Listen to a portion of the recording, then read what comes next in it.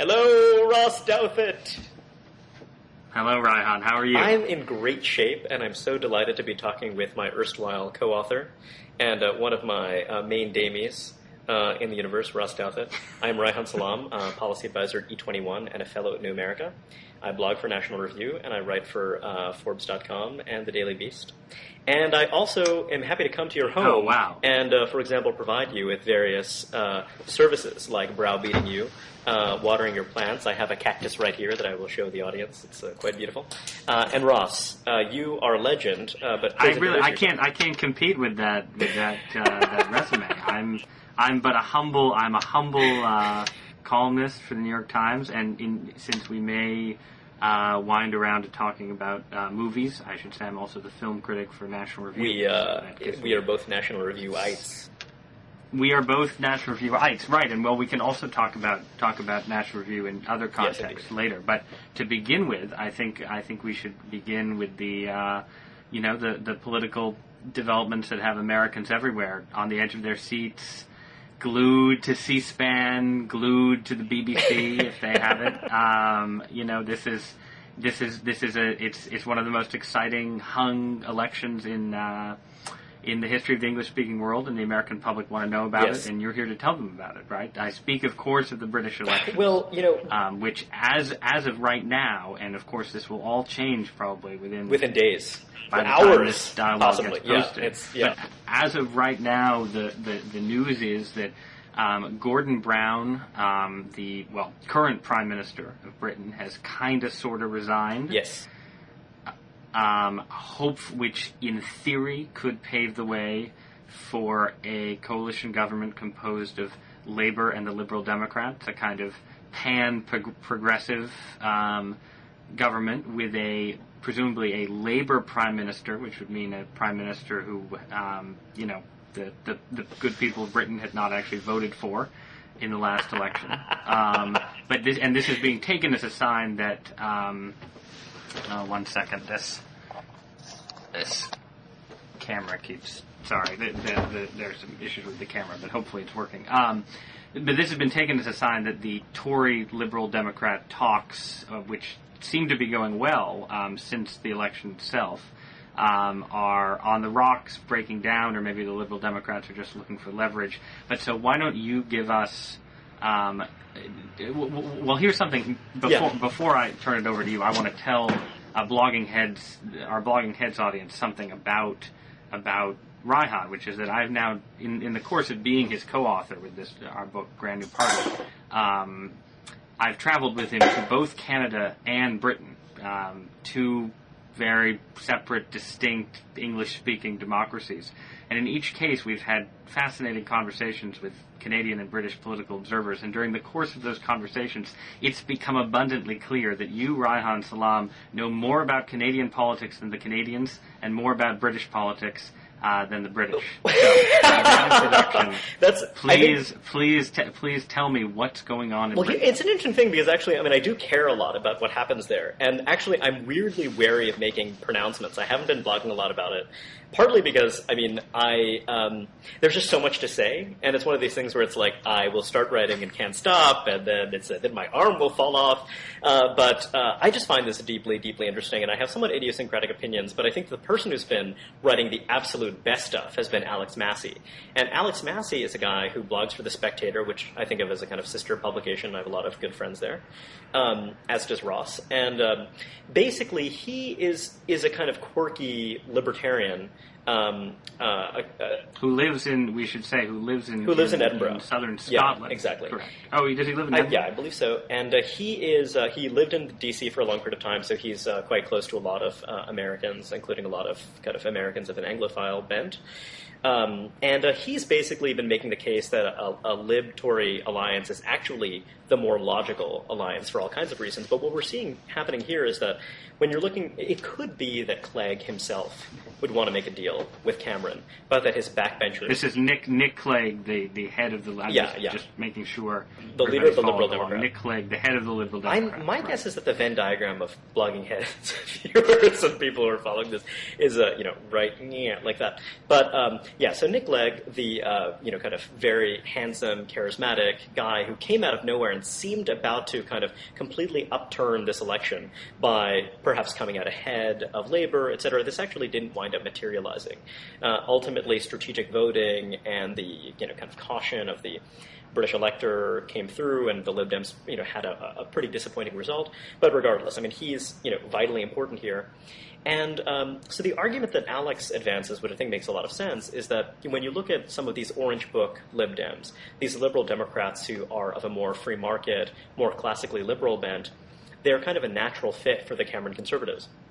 But the issue is that, while this forms an important part of the leadership cadre of the Liberal Democratic Party, the Lib Dems are also this party that has a very powerful and ferocious group of activists. And the Lib Dem party is kind of this awkward marriage of two separate political traditions. One was the kind of the right wing of the Labour Party, the Social Democratic Party that broke off in the 80s. And the other is the old Liberal Party, the party that had been obliterated, kind of way back in the 20s. And so you have these two strands that came together, and the question is this a party that's to the left of Labour? And in many senses, it appears to be to the left of Labour. But then also, it has always been a kind of protest party. So there are people who, think of them as being, just to the right of Labour in some ways. It actually demonstrates how, kind of the spectrum is kind of awkward and not always helpful in understanding these things. Right, yeah. but it's a useful. I mean, the way I've been trying to think about it is that there's sort of a, these they're a bobo party embodied in the same person, but there is a kind of sort of libertarian, sort of semi-decentralist kind of wing of the Liberal Democrats, which would be comfortable with some of David Cameron's Tories' ideas about local control, decentralization, sort of, civil liberties, paring back the state in different ways, and so on. But then there's also a wing of the Lib Dems that is more left wing, but also more. I mean, I tribal. think I've been comparing. Well, I've been comparing Nick Clegg to Michael Bloomberg, which I actually think is there's a part of the Liberal Democrats that sort of, it's kind of the views of if you had a kind of centrist, a sort of self-consciously centrist party that was actually functionally pretty left-wing, but they're in favor of European integration, right? In favor of free trade, in favor of basically, I mean, they're the party that's, well, you could say, again, these right-left things break down, but they're further to the left on immigration than either Labour or the Tories in the sense of being the most sort of open immigration party. And again, depending on how you're slicing it, you'd say, well, that's just part of a consistent libertarianism. Which is definitely not. It also seems to be part of kind of the sort of educated classes. What did the educated classes think? Well, they're for free trade and European integration and social liberalism. One thing I was describing in a blog post over the weekend is also this idea that, Matt Miller has talked about the revolt of the lower upper class. And in a way, the Lib Dems seem to reflect a lower upper sensibility. For example, there are certain populist tax measures that they've supported. And of course, these are things that resonated also with upscale Democrats in the U.S. So, I mean, it's an interesting mix of policy positions, not an entirely stable one that when subject to a lot of scrutiny might wind up withering. And again, keep in mind that this is a party that a lot of people support because, well, it's a pox on both of their houses thing. A lot of people haven't really believed that they're going to have a ton of power. So I think that's one thing when people talk about proportional representation in the British context. Are the votes for a particular political party expressing exactly the outcome that we want to see? Well, not necessarily. I mean, there kind of is a lot of room between here and there.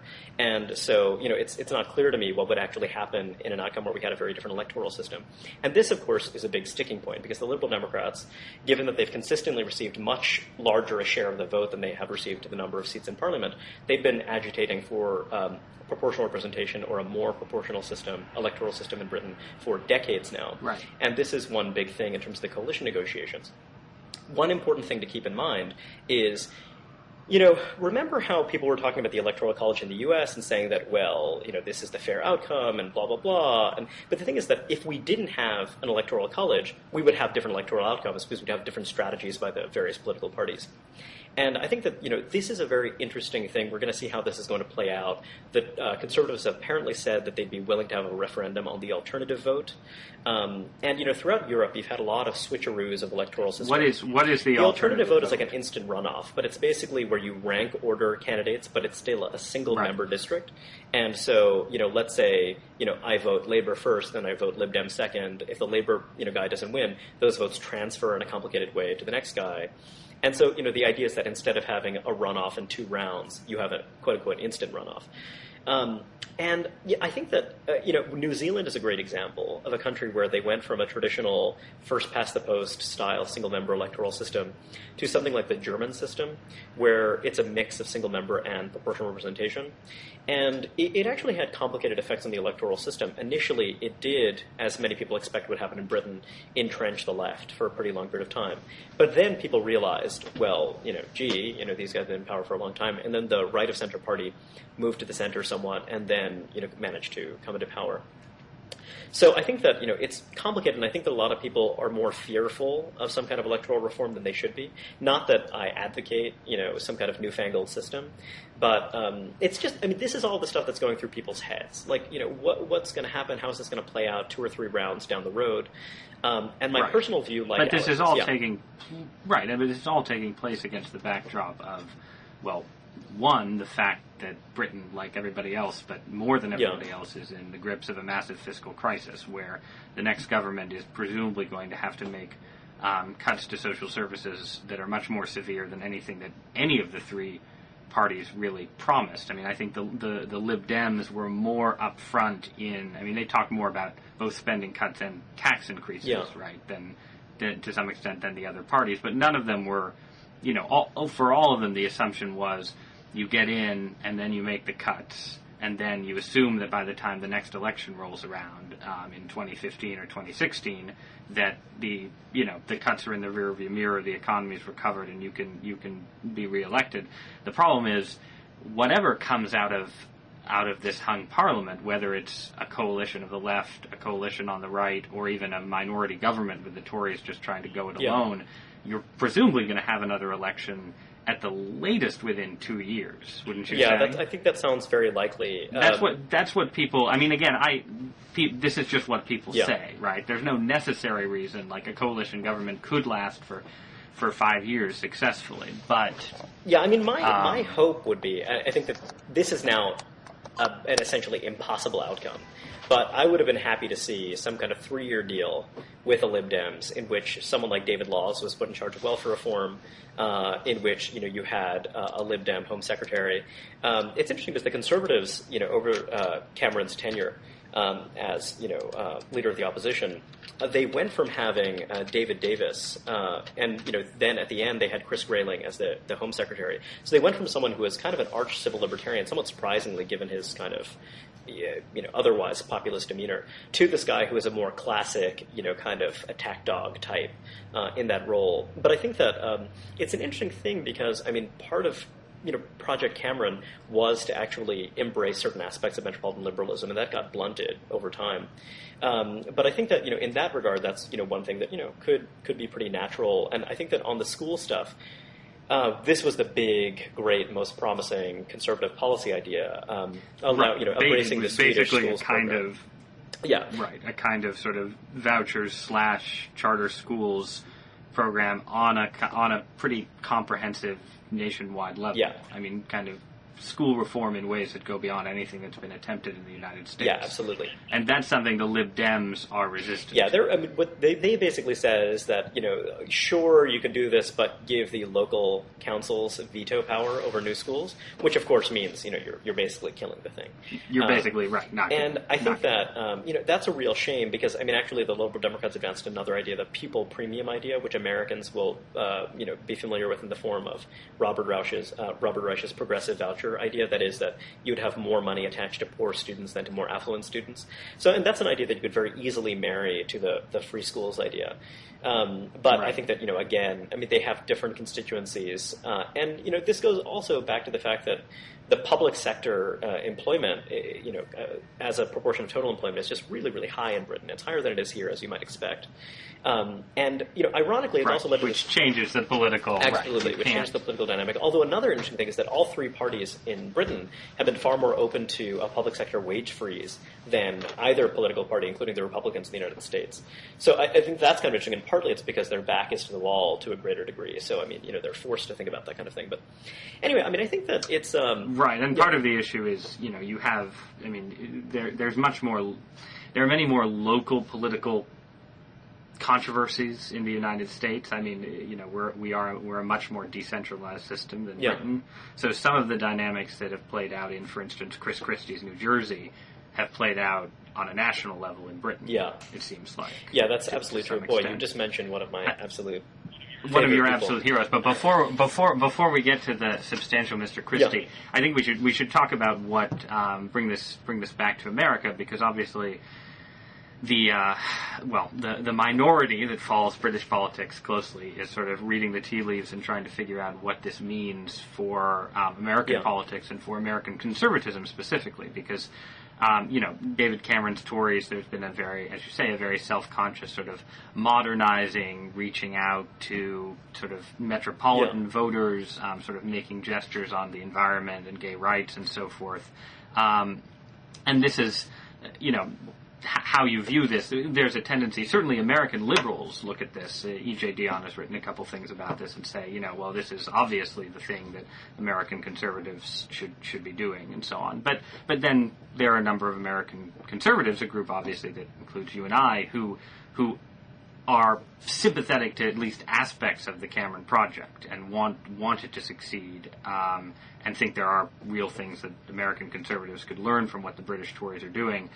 And the debate about this election has thus, in a sense, been a debate about, what direction should the Republican Party move in and so forth. And you've had a lot of conservatives saying, oh, well, the fact that Cameron couldn't even win a majority shows that his attempt at modernizing the party has failed. And, if he'd only pushed more to the right, whether on immigration or European integration or taxes and so on, he would have picked up many more labor voters, for instance, or he would have taken votes that instead went to the smaller parties on the right. And this is the view John O'Sullivan has expressed. Mark Stein, Peter Robinson, some people associated with National Review. My view is that it's it's always easy to say it's more it's more complicated than that, but my take on Cameronism has always been that there are aspects of Cameron that are of the Cameron Tories that are a sort of almost a caricature of what you think of when you think of sort of conservatives trying to modernize, right? It's like you ride around on a bicycle, right. Put a windmill under you talk about the carbon neutral economy and all this stuff, and you don't wear a tie, right? I mean, like it's that kind of thing, and that I can see the sort of political calculus behind it, but that's never been the side of Cameronism that's particularly appealed to me. I've always been much more interested in what I see as a frankly kind of a pretty right-wing side of Cameronism, but a right-wing side that is sort of in tune with communitarian impulses. And making social conservatism make sense in this moment by uniting it with a crusade against poverty, by framing it in this different way as very salient to particular social challenges that give rise to economic challenges.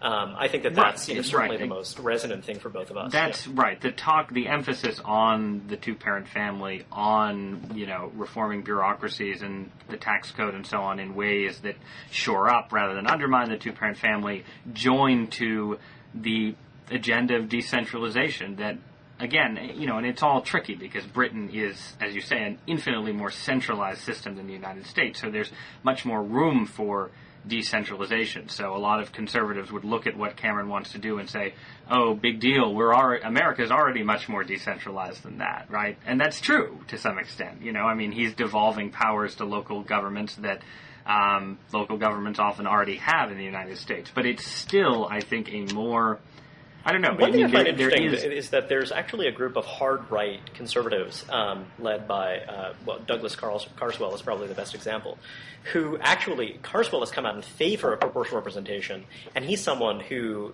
to a much more radical degree wants to Americanize the British social contract or even adopt, ideas from Singapore for reforming the National Health Service. I mean, it's quite radical, so it's interesting the way that it's scrambled in these complicated ways, and the people who are the robust decentralizers certainly are, kind of where or further than American conservatives in some respects.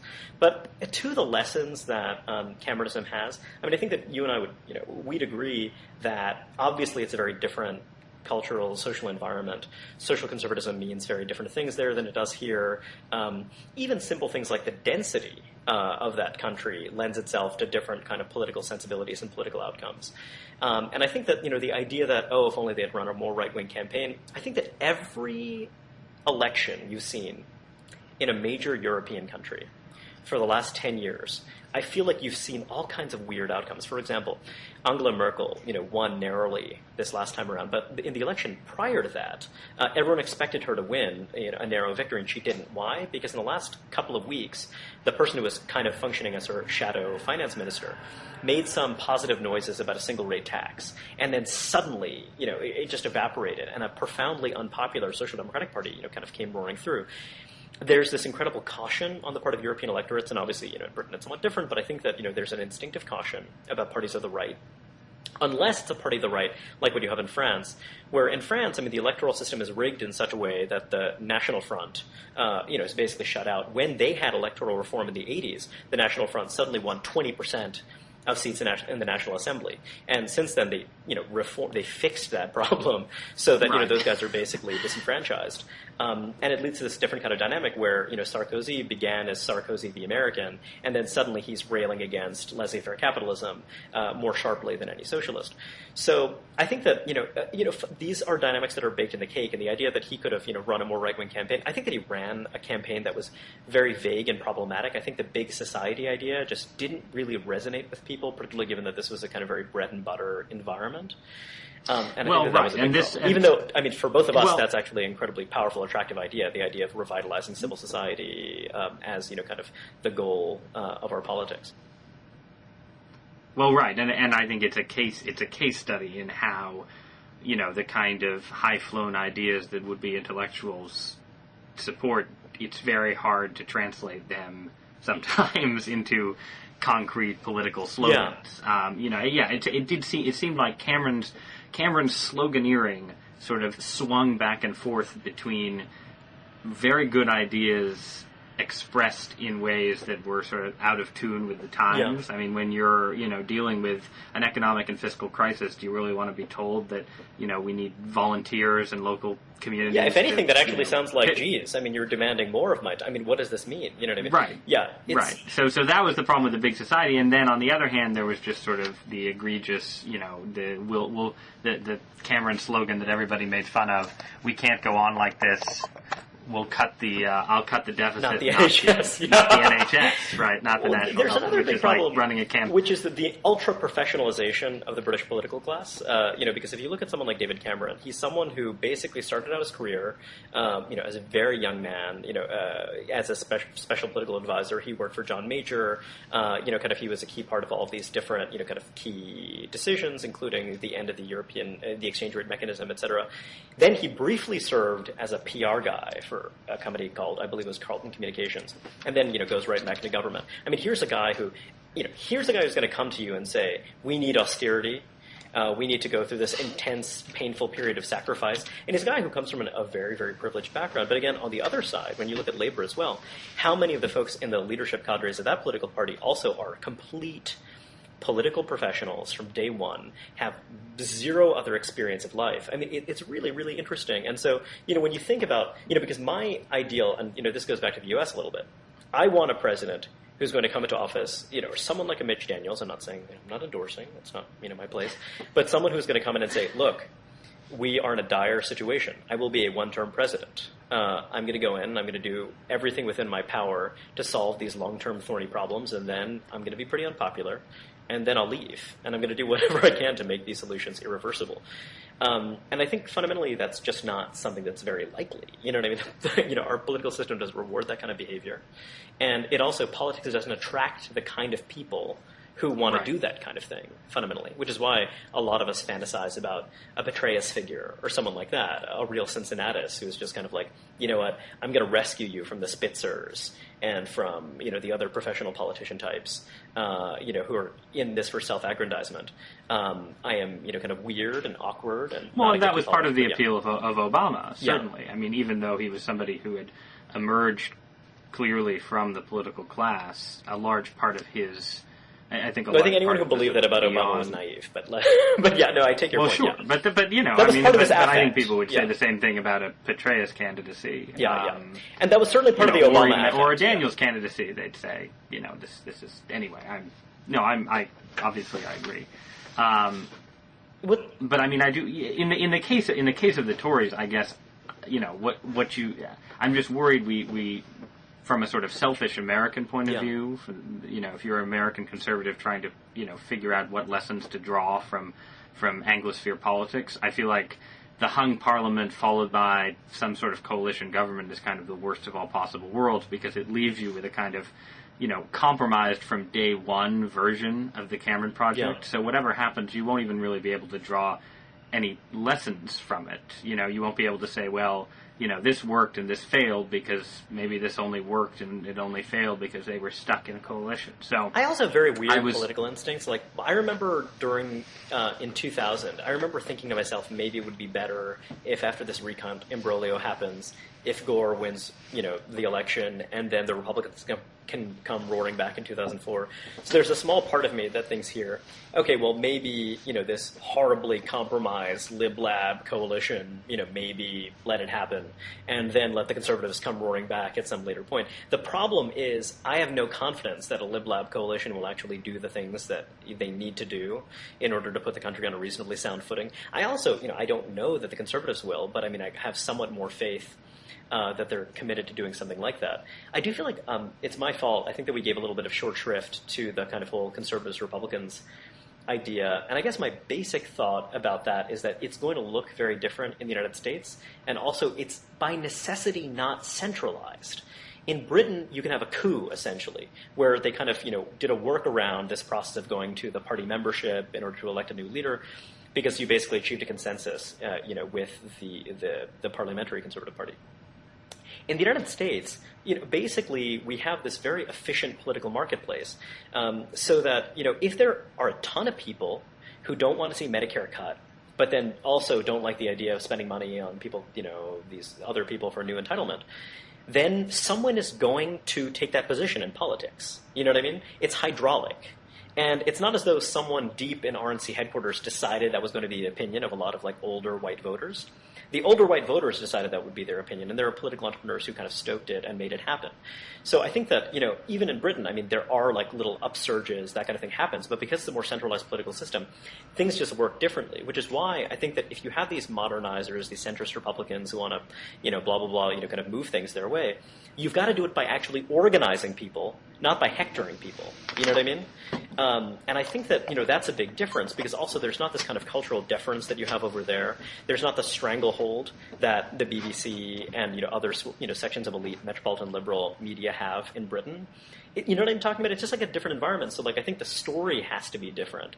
And I also think that, the way that a kind of modernized, reformist Republican Party, the way it's going to look, it's just going to speak, it's going to be a different accent. It's not going to be exactly what, a bunch of people who are liberals who kind of think, oh, well, here's a civilized Republican Party that I would like to engage with. It's certainly not going to look like that. No, I mean, I think you see this, right, with the current Republican Party, where in a sense the figures who, the more promising political figures are people like, you mentioned Mitch Daniels, figures like Paul Ryan, figures who are not they're neither. They're neither foolish ideologues, nor are they the sort of professional class's idea of what a civilized Republican would be. Yeah. Right. So it's the same. I mean, if you look at the sort of promising Republican figures who, you were talking about Chris Christie, right? Yeah. Well, Chris Christie is nobody's Chris Christie and David Cameron Right. are like polar opposites Yeah. in terms of, what kind of brand they embody and what kind of aura they give off and all the rest of it. And if you were saying, well, we need a Republican Party that changes to meet the challenges of the present day, in a way, Chris Christie would not be the first person you would think of to lead that. Well, not only that, he ran a disastrous neat campaign. His campaign, I Well, remember right. writing Well, posts about this. His campaign was completely vacuous, gas-baggery about how, we're going to cut taxes. I'm not going to tell you how. It was just completely embarrassing to the point where I was like, geez. I mean, like, just in order to be honest to myself and some kind of conservative principle, let me actually write some things that are pretty critical of this guy. And then suddenly he comes in and he's like, yeah, you know what, we should have done this before. We're doing it now, and if voters don't like it, they have an opportunity to vote me out in 4 years. I thought it was like, wow. I mean, where did this guy come from? And also making deals with Democrats and just being like, we have to. Yeah, I was just anyway, I'm just so impressed by him. But yeah, he's a big fat guy. He's like unpretentious.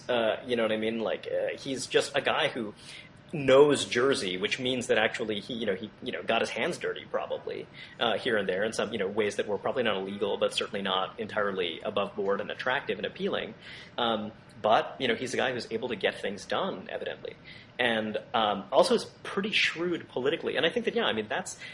We have such a complicated machine of government. It's so kind of weirdly decentralized. It's so kind of rickety and archaic. I mean, we think of ourselves as a young country, but we're the world's oldest constitutional democracy.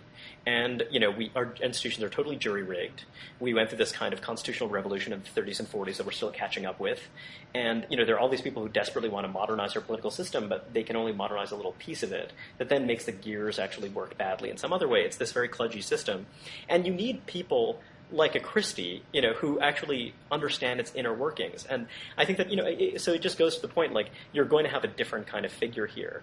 And also you're going to have different figures emerging in different regions, which is actually one thing I find interesting, because I'm curious to hear your thoughts about this. What happens when we have a Chris Christie, we have a Charlie Baker, and we have a Scott Brown, but then you also have a political movement writ large that is definitely evangelical and Southern and has a very different kind of tenor. Like, you see this, you see more upper middle class, college educated voters tilting in the direction of the Republicans now after, like, due to Obama exhaustion. So and also, like, arguably the axis of our politics has gone from kind of culture war to what David Brooks calls government war, which means that in theory it can be a little more open culturally. But, like, I wonder, like, is that really true? And in terms of, like, future presidential nominees, I mean, I'm curious your thoughts on that. Well, I mean, I think that, it's been very interesting to watch. I spent a lot of time on the sort of theocracy wars of the Bush era, which basically involved liberals and some sort of moderate anti-religious right Republicans basically arguing that, wasn't it terrible that this sort of movement of crazed religious conservatives had hijacked the Republican Party and was turning the United States into a semi-theocratic society and so on. And what we really needed to do was get back to the sane, principled, secular, small government conservatism of a Barry Goldwater. And now people are characterizing that as insane. Well, and right, and now, people would disagree about the sane part and maybe the secular part, but I mean, we are now in a moment where the Republican Party is being shadowed, if not dominated, by a mass protest movement whose protests are based entirely around issues of size of government, scope of government, reach of government, and taxation. And, somebody was saying, it might have been, I'm forgetting who made this point, it might have been Rich Lowry, it might have been somebody else, I think it was Rich, said, for years the joke was, well, deficit cutting is fine and noble, and the Washington Post editorial board will support it, but you'll never have a mass movement behind it. Well, now in theory you have a mass movement behind it, and of course the reaction is, oh, these people are crazy, wacko extremists and so on, and a threat to the republic. So I mean, I think you could draw one of two lessons from this. You could say that, all conservatives are just wacko extremists, and so it doesn't matter whether the religious ones or the economic ones have the upper hand, and in fact, they're really just the same people emphasizing different issues. Or you could argue that there's a very strong impulse in contemporary liberalism to see any mass movement to their right as inherently sort of, crazy, quasi-fascistic, and a threat to the republic. Clearly the obvious critique that you can level of Tea Party politics is just that it's sort of unserious as a matter of policy, right?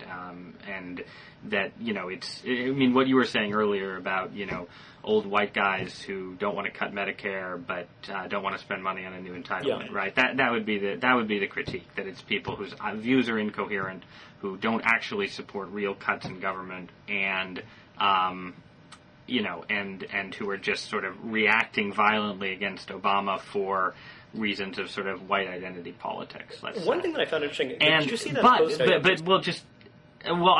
I think that the core question for whether the sort of this turn in Republican politics is a force for good or a force for ill has less to do with the sort of substance of whatever, the Tea Partiers, various groups have tried to come up with various platforms, right, to contract from America and so on. Like, that stuff is not, it's not going to make a difference in the long run what an online contract from America comes up with, like what principles end up in there. What makes a difference is what kind of politicians this mass movement gets elected. Right.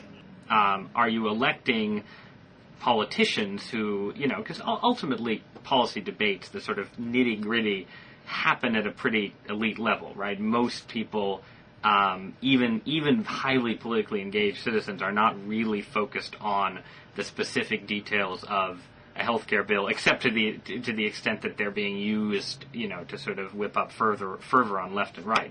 So the question is, who is getting elected because of Tea Party fervor, and are they politicians who are going to, do right by the country fiscally or not?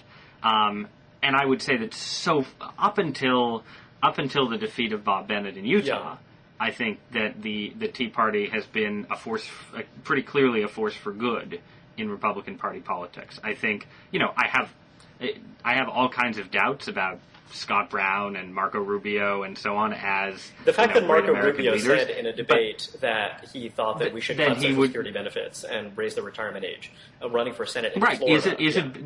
These things are right. That's a big deal. And the fact that, it's like who what are your choices here?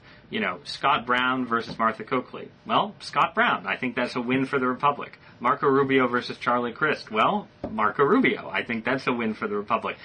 Arlen Specter being out of the Republican Party and probably being defeated by either Joe Sestak or Pat Toomey. Frankly, either way, I think that's a win for the Republic. So overall, I think Bennett's defeat, which, in Utah, which is in part an artifact of the Utah Republican nominating system, where it's something where you're gives a lot more power to activist groups than to voters as a whole.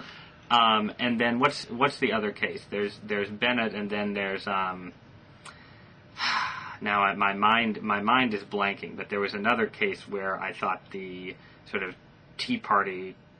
Well, I can't remember. Well, anyway, Kentucky is Bennett, one clear case where, Rand Paul versus Trey Grayson, with, Mitch McConnell lined up on one side and Jim DeMint lined up on the other side is another, case. Well, that's right, but that's a case where I think you could argue that one. I think Grayson versus Paul is not like Chris versus Rubio, absolutely right? not. Absolutely not. It's in both senses. People, I think Grayson is I think a good guy, but Paul is also a sort of authentically principled interest. In a way, it's like, would it be good for the Republic to have Ron Paul's son in the Senate? Well, maybe it would be, right?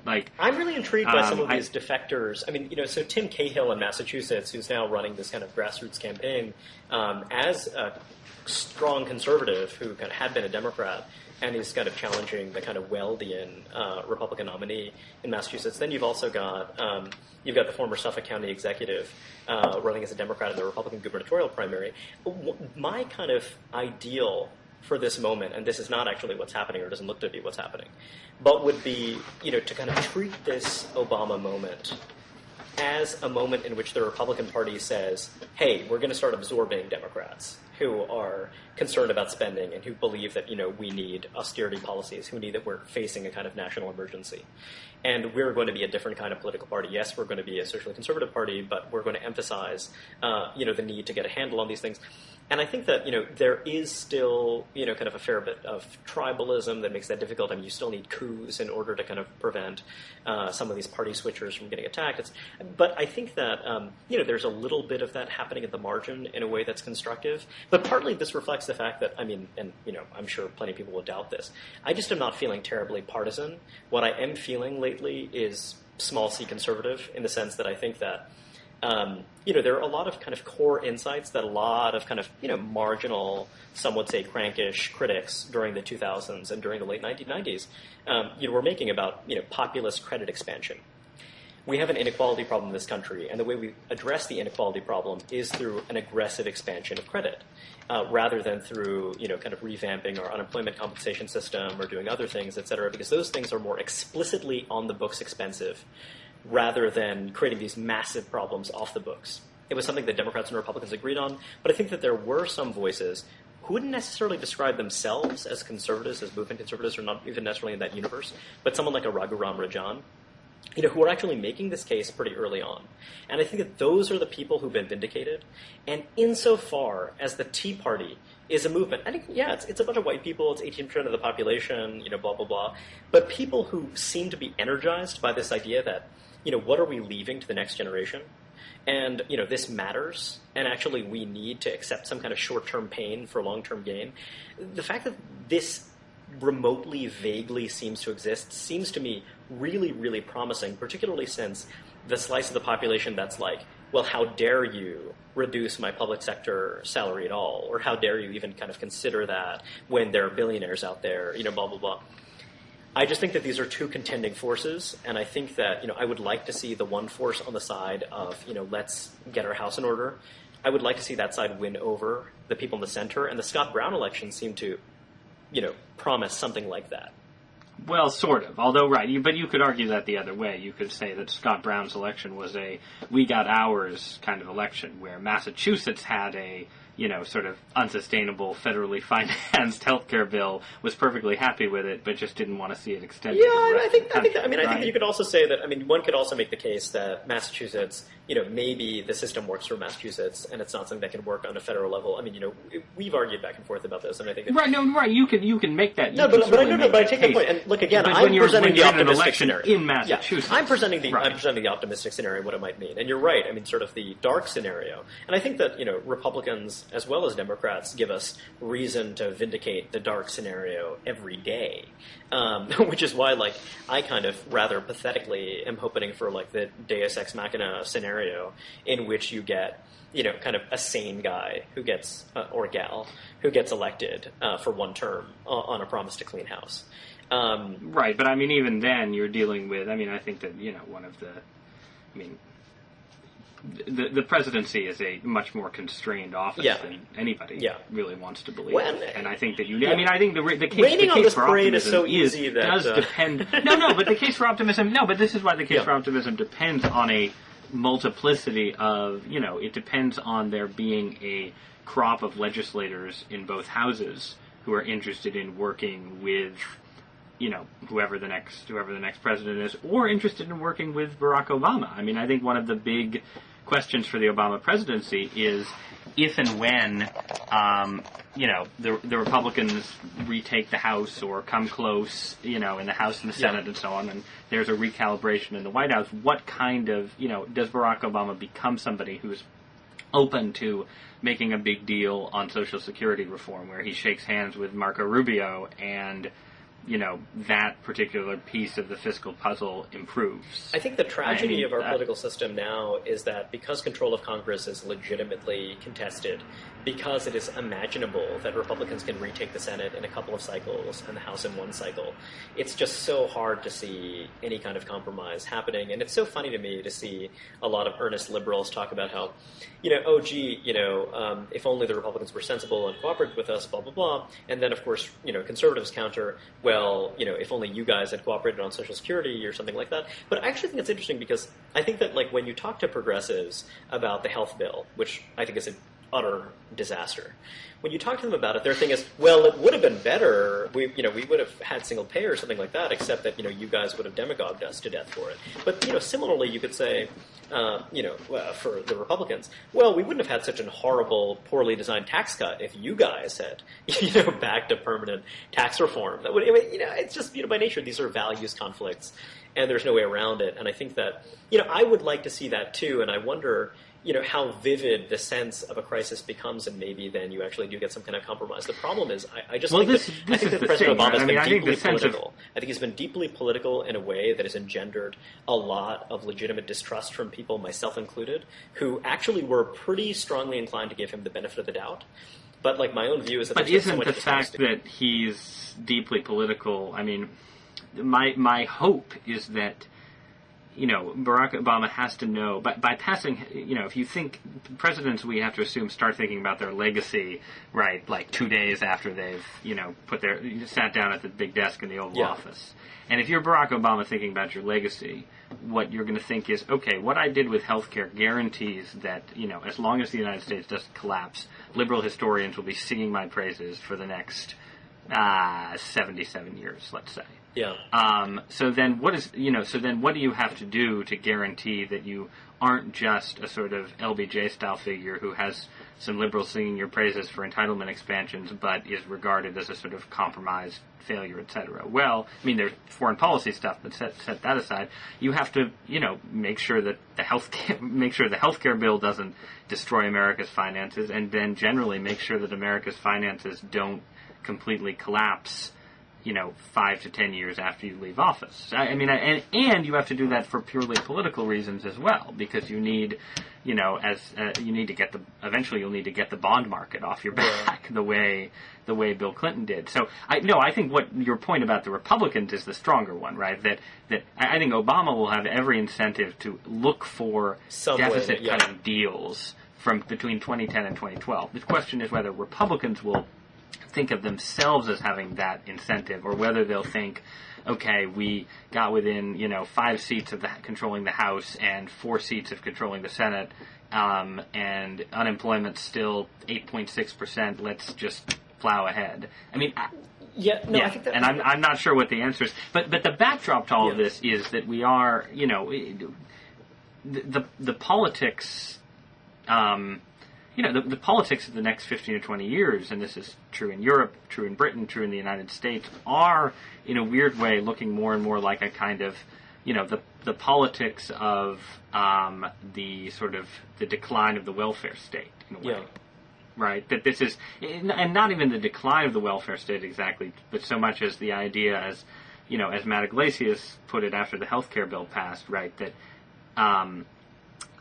it's complete. This is sort of the completion, in the United States of a project that had been kind of completed in Europe. That these sort of major progressive goals have been achieved, and now the U.S., like Europe, is staring into a fiscal abyss. And the question is, having built this welfare state, how do you claw it back in ways that keep the whole project sustainable? No, I know that this is just an arguendo thing, but I just really believe that the nature of our political system, and also the way that jobless recoveries happen here, there's a very complex, dense interrelationship. So because we have an arm's length financial system rather than a relationship financial system, I wrote my Forbes.com column about this today, by the way.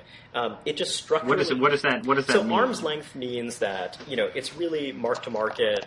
It's just, I'm just looking at a raw sheet of numbers. I'm looking at your profitability. That's how I'm determining whether or not you're getting money to expand X or Y. Whereas a relationship means, traditionally with the Japanese karetsu, you had cross-holdings, et cetera. You have these kind of deep, intimate ties between the people who are doing the financing and firms.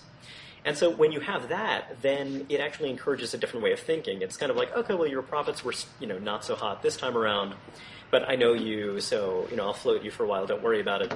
It's a kind of cozier thing that in some respects you could say could be good, because it's like, oh, there's more stability here. It also encourages a world in which employees have more asset specificity.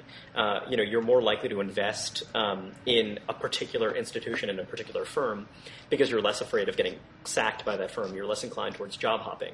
In an arm's length financial system, well, you really need to turn in good numbers every time. And the good thing about that is that you get better matching, at least in theory, between financiers and investment opportunities, because you just have a universe of opportunities rather than the people that you have a real relationship with.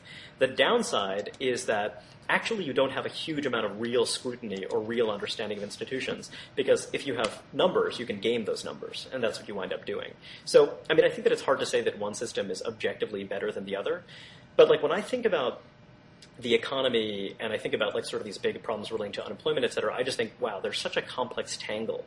And I think the president's theory of the universe and the theory of the universe advanced by a lot of, left of center economists, totally bright guys, is that we're dealing with an aggregate demand problem, and that, we need to stimulate our way out of this, et cetera. And another view is that, actually we have a lot of malinvestment, we need to cleanse, the economy of this malinvestment. And so it actually leads you to kind of very different conclusions. And that's kind of what worries me. When you're talking about the president and his goals and, what he wants to accomplish, I believe all of that stuff to be true. But I also think that we're actually gearing up for a new crisis. I think that actually, if you look at the housing market recovering, if you look at GM sort of getting back on its feet, et cetera, I actually don't think of these as good signs at all. I think of these as signs that, well, you're we're restoring exactly. the same the same malinvestment and I think we had, that, except now with bigger government subsidies. And I think that the real thing is that I think we're actually transitioning to a very different kind of economy in which we actually do need a better designed welfare state, one that can accommodate the fact that actually there are going to be more career interruptions in which you want to have benefits be portable, et cetera. But we're actually doing it in this way, and we've been so dishonest about our public finances, particularly vis-a-vis, for example, the healthcare expansion, that we're actually going to make it extremely difficult for us to transition in this direction. So again, I'm totally comfortable with, both shrinking and expanding the welfare state, in different ways, in different directions, making it more explicit, making it more transparent in some ways, and then getting rid of the stuff that's invisible, getting rid of the stuff that's, kind of credit guarantees, et cetera.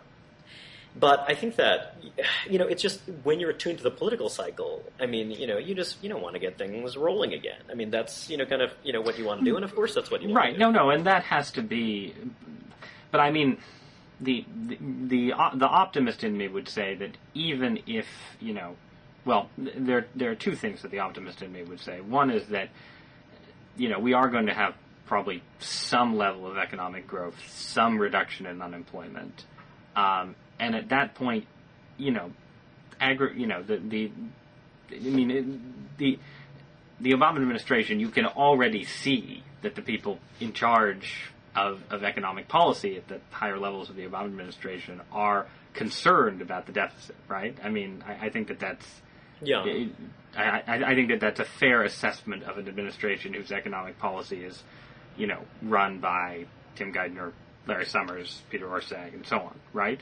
So, given that sort of underlying assumption, and given the political weight that I think the deficit has on sort of how Americans are looking at this presidency and looking at the future and so on, I think that there's not going to be another stimulus bill in 2011 or 2012.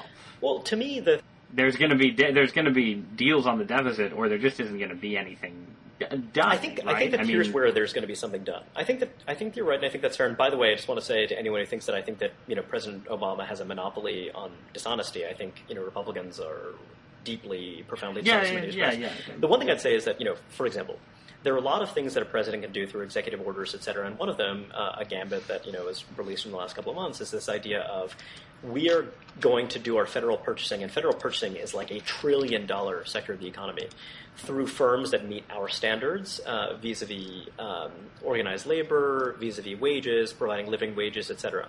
So basically, with the leverage of $1 trillion or more of purchasing, you're creating a series of firms that are not going to be able to compete with Chinese or Indian or European firms on cost, because they have a cost structure that is essentially dictated by the federal government to meet this particular sector, to meet the political needs, the political imperatives, as determined by this president. So, I can imagine that we do some things like, okay, raise some taxes, cut some spending in theory, but then kind of through the back door, we're doing these things that are actually regulating the economy in such a way as to strengthen the hands of certain political constituencies that we like.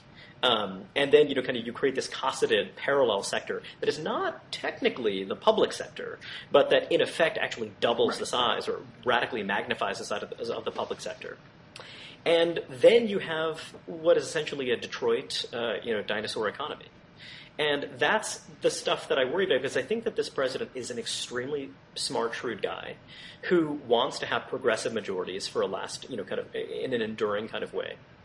And I think that, the way to do that is to, kind of have more people under this umbrella of protection, whether it's through, these kinds of means that don't require actual legislation, or what have you, receiving benefits, et cetera. I mean, and I sound like a crankish paranoiac, and I don't mean well, but I think that this is why that actually, from the point of view of the Republican Party, you could argue that there's a case to be made that winning big in 2010 is bad because it sets up, it sets up Obama for re-election in all these ways. But I think from the point of view of the country, you want a big Republican gains in 2010, because you want, what you just said about Obama, I think is true, that he wants, to create the conditions for progressive majorities and so on, just in the same way that Bush and Karl Rove had ideas about creating sort of a permanent Republican majority. But above and beyond that, Barack Obama wants to be reelected. Yeah. And I think that imperative will make a big difference in one, just sort of how he approaches things in general. Two, which people within his administration he listens to, right? I think if you assume that there are multiple factions within the administration, right? I mean, let's clearly there was a faction within the administration, presumably associated with Rahm Emanuel and others, that thought that the healthcare bill should have been much, much smaller than it actually was. Yeah. Right? Now, that faction lost the debate, and we got the healthcare bill that we got. But presumably that faction hasn't gone away, and, for those of us who would like to see the administration turn to the right on certain matters, I think that, there's good reason to think that a kind of significant defeat in November of 2010 could have some kind of that effect. Another possibility. I guess I have a lot more confidence in Barack Obama, pragmatic, self-interested politician, than I do in Barack Obama, progressive ideologue devoted to that. You know what I mean? I mean, he's both a very ideological figure and a very pragmatic figure at once, which is why he's so interesting and also why he's so successful. But I guess I just think that I tend to think that pragmatism will tend to win out. So you want to create the conditions where the pragmatic solution is also the right one, which in this case I think is making deals with the Republican Party, if the Republican Party is willing to deal on some size of government entitlement. Yeah, which is definitely by no means a guarantee. But listen, so I'm running out of time, but we need to. Iron Man 2. We gave the public 25 minutes on the British election. Yes. So we need to give them 5 minutes on Iron Man 2 and comic book movies, which you just wrote an awesome post about comic book movies and the way that you think they basically are creating this massive opportunity cost by sucking in all of our talented writers, actors, and directors. Well, I'm just an increasingly crotchety old man when it comes to comic book movies. I've never been. We've probably had this conversation on Blogging Heads before, but I've never been a big comic. In fact, I'm sure we've had this conversation. Sort of. So, but bear with us, America. But I was never a huge comic book fan. It was never, I was never desperate to see the new X-Men, brought to life and so on. But over the past few years, my sort of arm's length view of comic books movies has gradually transformed into a feeling that they are actively pernicious and horrible, or sort of destroying the ecosystem of Hollywood, which deserves to be destroyed in certain ways, but certainly not this way. And yeah, what I just read a blog post where I was trying to imagine if comic book movies had been as all-consuming in the 70s as they are now, and if Coppola and Scorsese and Terrence Malick and everybody had just spent the 70s making X-Men 3. Because that's sort of what we have now. I mean, if you read the reviews of Iron Man 2, everybody's like, well, clearly, Jon Favreau and who's the screenwriter? It's what's his name? He's the Justin Theroux. Yeah, Justin the Theroux, nephew right. of Paul Theroux, one of my favorite novelists. Right, who's a very talented actor in his own right, and this is really, they're doing Who like also starred in a movie crackling. that only I like, The Baxter. I'm literally only one of 3 Americans who likes that movie. But anyway, yeah. Ah, The Baxter with Elizabeth Banks. Indeed, one of your yes.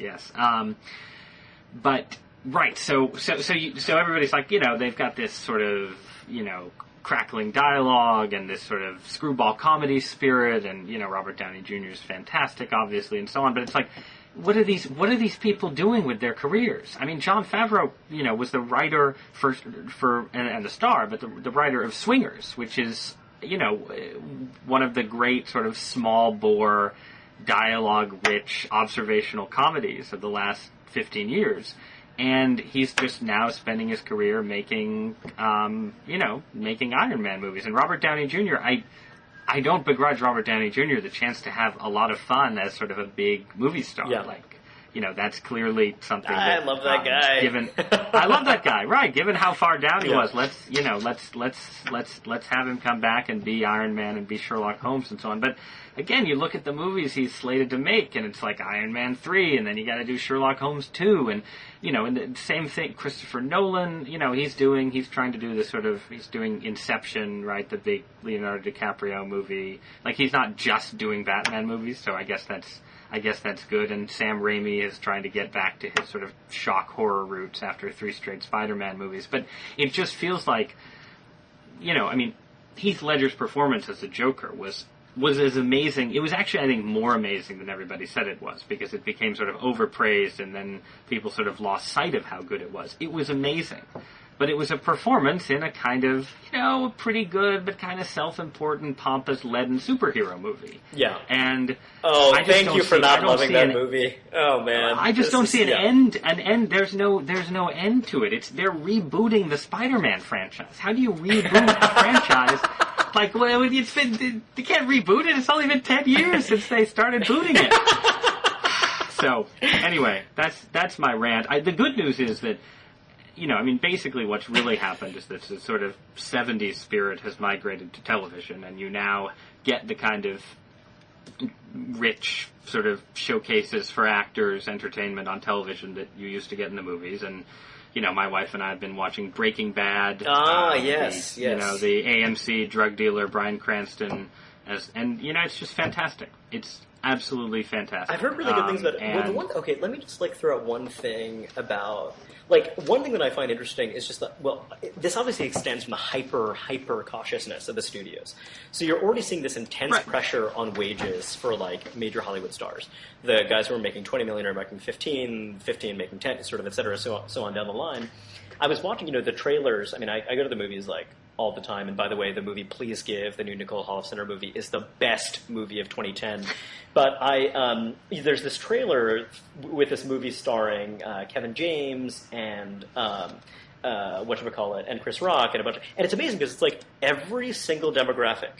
Fat white guys who could be considered as ethnic, black guys, that's the movie about the friends, Salma the high Hayek, school exactly, friends. and then they're all peeing in a pool. And it's hilarious. I mean, it's just amazing. It's this movie can't go wrong. We have every single, it's incredible. And then similar to the superhero movies, Iron Man 2, which I saw and enjoyed, is a movie that's, it's kind of, as you noted in the post, I mean, it's this kind of very clever, movie that's, kind of a screwball romantic comedy. It has kind of shades of these, kind of Doris Day, Cary Grant-y kind of movies, but it also has like huge fights with robots and guns. It's kind of incredible. You have to shoehorn these things in the same movie, given the tremendous staggering amounts of money that you're putting into this. And this also, just to tie things together, reflects our arm's length financial system.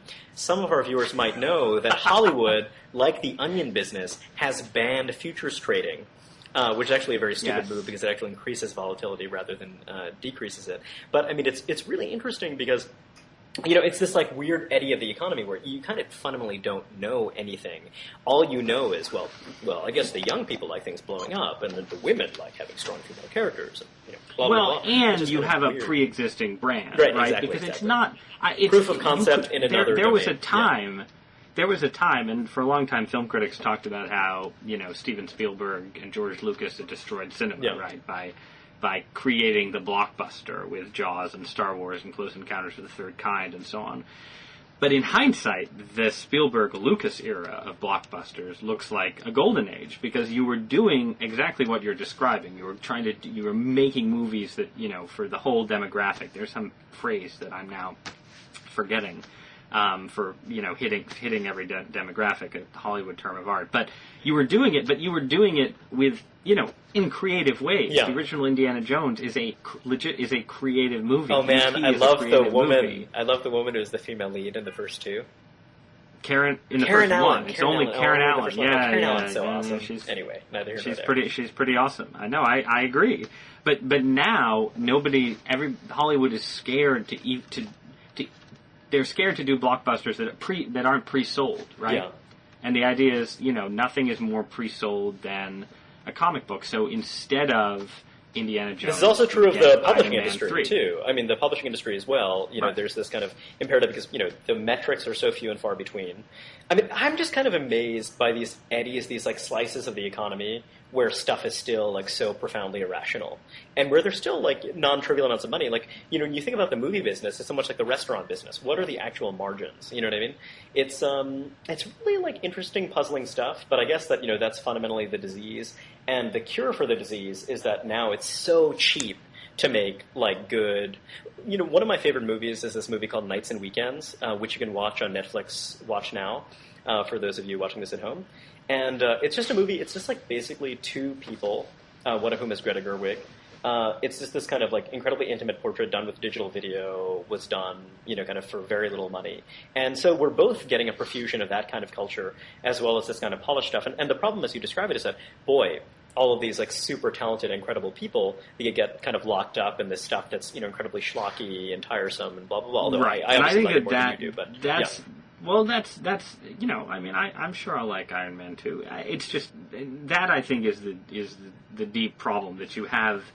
It's not that Hollywood is wasting money or that cinema goers are wasting their money. It's that people are wasting part of their careers, and you can't begrudge them that in a way. I mean, like Christopher Nolan makes Memento, and then he's suddenly offered tens of millions of dollars to direct the Batman movie. Yeah, and in my opinion, would you say no? Would I say no? In my opinion, it's not made a good movie, but that's neither here nor there. You don't like Memento? I'm not a big Nolan fan. I thought Memento was kind of zany and interesting. I like Memento. Good, but I've got to say, I'm not a huge Nolan fan, and whenever I see these trailers, I'm like, yeah. But we've covered a lot of ground, and I know you have to get running. We have, yes. No, I have to go and do various terrible things. I just want to say that, Ross, now that I live in New York, I mean, I don't get to see you every day, which is really sad for me. You can't tell the viewers that we saw each other every day. They'll think that there's, some sort of weird right-of-center conspiracy. Yeah, I mean, well, now they know. Now they know. No. Tough luck. All right, Reihan. Okay, well, a pleasure talking to you as always. As always. Talk to you soon. Bye.